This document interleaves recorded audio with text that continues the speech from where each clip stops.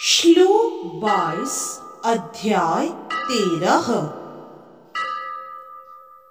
पुरुषः प्रकृतिस्थो हि भुङ्क्ते प्रकृतिजान् गुणान् कारणं गुणसङ्गोऽस्य सदसद्योनिजन्मसु। इस श्लोक के संदर्भ में एक दोहा प्रस्तुत है। ये तीनों गुण प्रकृति से होते हैं उत्पन्न, उत्पत्ति तीनों गुणों से क्रिया पदार्थ विभिन्न, क्रिया पदार्थ विभिन्न। पुनर्जन्म में योनि की ऊंच नीच जो प्राप्ति, उसका कारण गुणों से प्रेरित जग आसक्ति, प्रेरित जग आसक्ति। इस श्लोक में श्री कृष्ण अर्जुन को कहते हैं, इस प्रकार जीव प्रकृति के तीनों गुणों का भोग करता हुआ प्रकृति में ही जीवन बिताता है। यह उस प्रकृति के साथ उसकी संगति के कारण है। इस तरह उसे उत्तम तथा अधम योनियां मिलती रहती हैं। यदि इस श्लोक का विस्तार करें तो यह श्लोक यह समझने के लिए महत्वपूर्ण है कि जीव एक शरीर से दूसरे शरीर में किस प्रकार देहांतरण करता है। दूसरे अध्याय में बताया गया है कि जीव एक शरीर को त्याग कर दूसरा शरीर उसी तरह धारण करता है जिस प्रकार कोई वस्त्र बदलता है। वस्त्र का परिवर्तन इस संसार के प्रति आसक्ति के कारण है।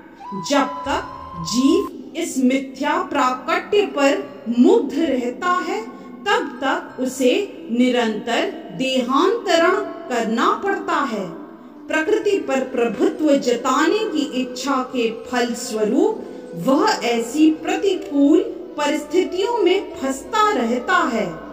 भौतिक इच्छा के वशीभूत हो उसे कभी देवता के रूप में तो कभी मनुष्य के रूप में, कभी पशु, कभी पक्षी, कभी कीड़े, कभी जल जंतु, कभी संत पुरुष तो कभी खटमल के रूप में जन्म लेना होता है।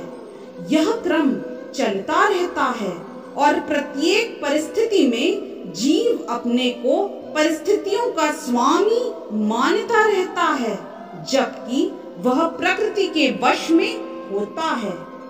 यहाँ पर बताया गया है कि जीव किस प्रकार विभिन्न शरीरों को प्राप्त करता है। यह प्रकृति के विभिन्न गुणों की संगति के कारण है। अतएव इन गुणों से ऊपर उठकर दिव्य पद पर स्थित होना होता है। यही कृष्ण भावनामृत कहलाता है। कृष्ण भावनामृत में स्थित हुए बिना भौतिक चेतना मनुष्य को एक शरीर से दूसरे शरीर में देहांतरण करने के लिए बाध्य करती रहती है, क्योंकि अनादिकाल में उसने भौतिक आकांक्षाएं व्याप्त की हैं।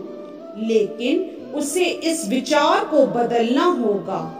यह परिवर्तन प्रामाणिक स्तोत्रों से सुनकर ही लाया जा सकता है।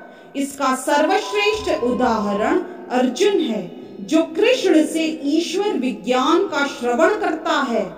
यदि जीव इस श्रवण विधि को अपना ले तो प्रकृति पर प्रभुत्व जताने की चिर अभिलाषित आकांक्षाएं समाप्त हो जाएं और क्रमशः ज्यों-ज्यों वह प्रभुत्व जताने की इच्छा को कम करता जाएगा, त्यों-त्यों उसे आध्यात्मिक सुख मिलता जाएगा।